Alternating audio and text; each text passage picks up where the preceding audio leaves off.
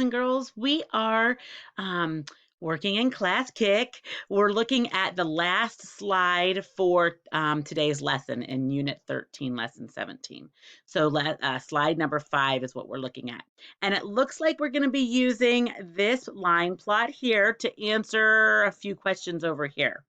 So before I even get started, actually, I want to encourage you to try to do this on your own first before checking this video with me, okay? So double check as we go along, check your work to see how you did. And if you need to make changes along the way, okay? Let me look. I want to familiarize myself a little bit with this line plot. I don't happen to have a title for this line plot. It's just showing me some data here, and that's okay. I can see that we start with 1/9 and we go all the way up to the whole number 1. And I've got different data points showing on my line plot at each one of those values, okay? So let's go ahead and look at our first question. It says, what's the difference? And the word difference right away tells me I'm going to be doing subtraction. So what's the difference between the greatest value and the least value in my data set? All right, so my greatest value is the whole number 1, which, boys and girls, it's the same as 9/9. And my least value is right here. I have 3 at my least value, which is 2/9. So I need to set this up, and I'm going to say, because I'm doing fractions, I need my whole number 1 to be 9/9. And I'm going to subtract the 2/9. So the difference between my greatest value and my least value in the data set is going to be, well, we've got this already, the same denominator. We're going to keep that. And we're going to subtract my numerators. 9 minus 2 is 7. So 7/9. So up here, I'm going to say, I'm going to put it right here, 7/9. Let's move to the next question. It says, what is the sum of the greatest value and the least value in the data set? All right, so sum tells me I'm going to add, and I got to go back down here, and I'm going to find my greatest value, and I'm going to use the 9/9 again because I'm using fractions. The 2/9 is the least value, and that's a fraction, so I have to make my whole number 1 into a fraction, which would be 9/9. Okay. So I want to add 2/9. And when we add and subtract fractions, we have to have the same denominator. And I already have that here. So I'm going to keep my denominator and add my numerator. 9 plus 2 is 11. Uh-oh. This is my answer, but I can't give an improper fraction as my answer.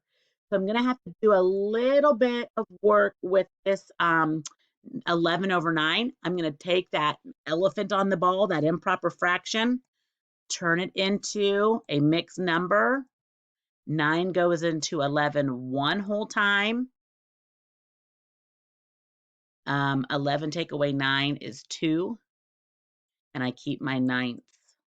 So 1 and 2/9. That's the sum. So I'm going to go up here and put it 1 and 2/9. That's kind of sloppy. I don't like that 2. Let me fix it. There we go. All right. There we go. We're now done with A and B. Let's look at C. What is the product? Ooh, that word product. The product of the greatest and least value in the data set. Okay. Product means multiplication. So I'm going to grab another color here, and I'm going to go down, and I'm going to say, okay, my greatest is 9/9. And I'm going to multiply it times my least, which is 2/9. And let's see here. When we multiply and divide fractions, we simply, well, dividing fractions, we got to get the set up KFC. But multiplying, we multiply our numerator. So 9 times 2 is 18. And then we multiply our denominators. 9 times 9 is it 81? Yeah, 81. I always forget. Okay, so now I've got 18 over 81, and I do believe I can simplify that. Let me think here. I've got to think, well, I know 9 goes into both of them. I'm going to show you guys something here when I get done. But 9 goes into 18, and it goes into 81. So 18 divided by 9 is 2. And 81 divided by 9 is 9. So I get 2/9, which I want to show you. Remember how back here we multiplied our 9 times 9, or not, sorry, 9 over 9, which was 1? You remember the identity, the identity property for multiplication? Any number times 1 is itself. So this makes sense, right? Because 9 over 9 is the same thing as 1. So 1 times 2/9 is going to be 2/9. Huh, just realized that when I was doing this. So my answer is 2/9. All right, let's go on to part D. I'll get a new color here. Let's go. What fraction of all the values occurs at the least value? So we're finding a fraction, and we're going to find a fraction of all the values compared to the least value. So let me go ahead and make a fraction bar, and I need to find out, well, how many were the least out of all the values? So my denominator is going to be all the values. Let's count them up. 1, 2, 3, 4, 5, 6, 7, 8, 9, 10, 11, 12, 13, 14, 15, 16, 17, 18, 19, 20. So 20 is overall. And what are how many were my least value? So 1, 2, 3. So 3/20 is the answer to part B. All right, boys and girls, check yours to make sure it looks very similar to mine.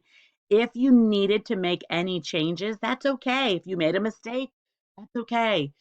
Understand what you did and why you need to change it.